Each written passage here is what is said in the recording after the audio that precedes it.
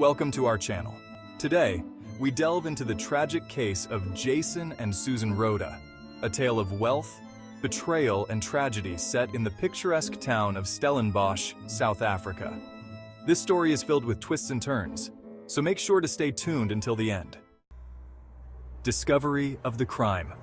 On the morning of July 24th, 2016, at around 7 a.m., a chilling discovery was made at the luxurious Spear Wine Estate.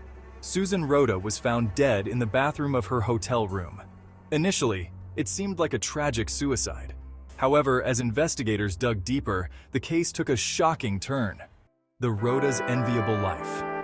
Jason Rhoda, a successful CEO, and his wife Susan seemed to have it all. Their real estate business was booming, and they enjoyed a lavish lifestyle. They lived in an opulent home, drove expensive cars, and were regulars at high-end social events. To outsiders, they were the picture of success and happiness. However, behind closed doors, their marriage was under tremendous strain.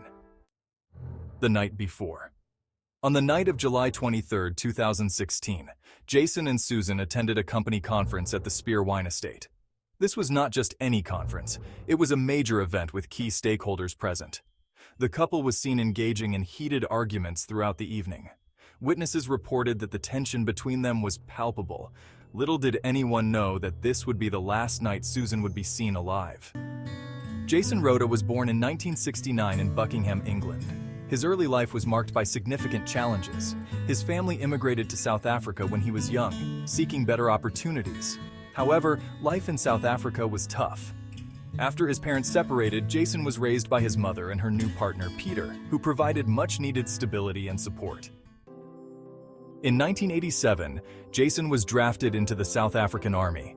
His time in the military was transformative, instilling in him a sense of discipline and determination. After his service, he met Susan, a beautiful and ambitious woman from a wealthy South African family. Their connection was instant, and they quickly fell in love. They married in 1993, beginning what seemed to be a fairy tale life. The early 1990s were a period of significant social and political change in South Africa. Amidst the uncertainty, Susan's parents decided to move to Australia for a safer and more stable environment. Jason and Susan followed suit in 1994. Life in Australia was initially challenging as they had to start from scratch. They faced financial hardships and cultural adjustments. However, their perseverance paid off, and they eventually gained Australian citizenship in 1998. Late 1998, with the political climate in South Africa stabilizing, Jason and Susan decided to return to their homeland. They saw an opportunity to start their own real estate business. By mid-2000, their hard work paid off, and the business flourished. They became prominent figures in the real estate industry, known for their innovative approach and keen business acumen. By the early 2000s, Jason and Susan had built not only a successful business, but also a beautiful family. They had 3 daughters, Kate, Emily, and Olivia. The family seemed perfect, often seen enjoying vacations and family gatherings. However, beneath the surface, there were cracks in their seemingly perfect life. In March 2013, during a business trip to Cape Town, Jason met Jolene Alteri, an attractive and ambitious estate agent. Jolene was instantly drawn to Jason's charm and success. What started as a professional relationship quickly escalated into a passionate affair. This affair marked the beginning of the end for Jason and Susan's marriage. The double life. Jason led a double life for several years. Despite his promises to Susan that the affair had ended, he continued seeing Jolene in secret. The deceit and betrayal took a toll on Susan. Friends and family noticed a change in her demeanor. She became more withdrawn and appeared to be under a lot of stress. The night of the tragedy. On July 22, 2016, Jason and Susan attended the company conference at the Spear Wine Estate. This night would prove to be pivotal. Eyewitnesses reported multiple arguments between the couple throughout the evening. The tension was so intense that several colleagues were concerned for Susan's well-being. The morning after. The next morning, the unthinkable happened. Susan was found dead in the bathroom of their hotel room. Jason's initial reaction was one of shock and grief. He claimed that Susan had taken her own life. However, the police were not convinced and launched a thorough investigation. The investigation begins. The police immediately cordoned off the hotel room and began their investigation. They interviewed hotel staff, conference attendees, and anyone who had interacted with Jason and Susan the previous night. Several inconsistencies in Jason's story began to emerge. Forensic evidence. The autopsy results were crucial. They revealed that Susan had died from manual strangulation. This contradicted Jason's claim of suicide. The forensic team also found signs of a violent struggle in the hotel room. Bruises on Susan's body and DNA evidence pointed to a physical altercation. Digital footprints.